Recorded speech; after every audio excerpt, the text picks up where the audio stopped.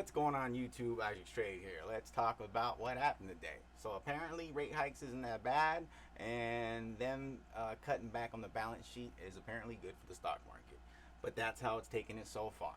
Now, in some weird way, Fed Powell was able to get us to be happy with a 50-point basis, which is pretty crazy because I just like I was expecting it, and it's just like listening to a lot of other people's expectations out there and what they were kind of coming up with. It just was like you can tell there's a lot of uncertainty, and people just don't have any idea which way to go. So that's why it's important you do your own DD. And please remember, I'm not a financial advisor, and I'm not here to buy or sell you anything ever. Now, I was gonna play the spy, but I kind of don't want to play the spy. I want to go after Weat again. Now, if you didn't catch the last Weat play I did, you should really go look into the videos. Or if not, hell, you don't even need to look at the videos. Just go check out Weat and see what Weat has going on.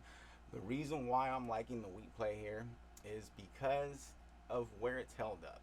Like, it had this crazy run up that we saw back in, well, the invasion day. Now, it shouldn't have held up these levels. Like, you know what I mean? Like, it should have came back down to this area down here if there wasn't anything there. The fact that Weat has been able to hold up, it makes me kind of convinced that there's something brewing there. Now, what we need to wait for is data. We need to see what the crops are going to look like, how much is expected, plus the drought's probably going to play a huge effect because they were talking about that 2021.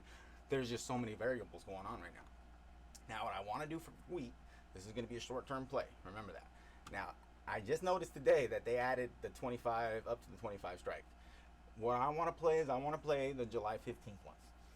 I figured July 15th should give me enough time, but not overdo it in time, because like I said, this is just going to be maybe 3 to 6 month, maybe I don't know, maybe 6 months at the most, but I'm hoping just for a 3-month play in and out, see how it plays. But I want to go after the $9 ones if it does come back down. Now, if it doesn't come back down to the lower $10, the higher $9 range, then I will start to slowly build a position on the contracts. Now, what I want to do is I actually want to start grabbing at least 4, if not 8 contracts of whatever I'm playing.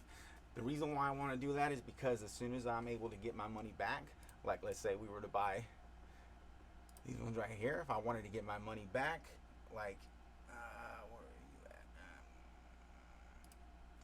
So let's put it up to, that's how many quantities that right there.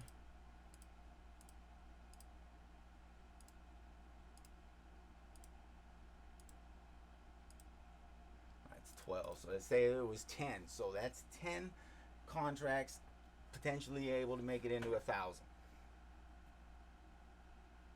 for $13.50.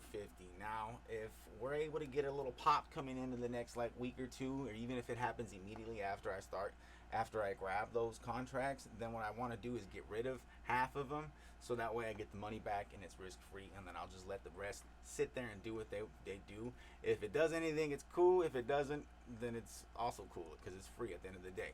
So as long as I'm able to get my money back from the initial investment, then that's what I will be going for. Like, it's been rough out there right now. You know what I mean? Anybody out there that's going to tell you it hasn't been rough, they're fucking lying to you. But remember, like Fed Powell's been saying, stay nimble. That's all I got for you guys. I'm out. Hope to catch you guys in the live stream, and take care of yourselves.